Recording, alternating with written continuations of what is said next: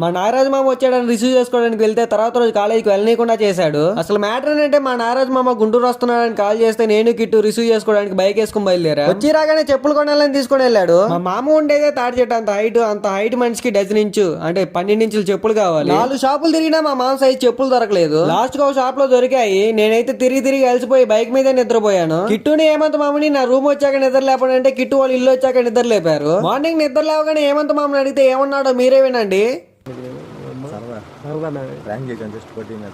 ప్రతిసారి daddy prank చేస్తున్నారు. వచ్చిన రోజే కాలేజీ పోకూడదని నన్ను కూడా కాలేజీ పోనీలేదు. ఇలా మీ గ్యాంగ్ లో కూడా ఫస్ట్ డే కాలేజీ పోవాలంటే ఈ రీల్ వాళ్ళకి షేర్ చేయండి. పల్లెటూరులో ఉండే వాళ్ళకి బ్రష్ అంటే గుర్తొచ్చేది వేపల్లే. ఇంకా వేపలతో బ్రష్ చేసి టిఫిన్ చేసి గుంటూరు అయితే బయలుదేరిపోయాం సినిమా చూడడానికి. టికెట్ కొనేసి సినిమాల్లోకి అయితే ఎంటర్ అయిపోయాం. హీరో ఎంట్రీ సీన్ కన్నా హీరోయిన్ ఎంట్రీ సీనే చాలా బాగుంది. సినిమాలో సెంటిమెంట్ సీన్ చూసి మా మామ కన్నీళ్లు పెట్టేస్తున్నాడు.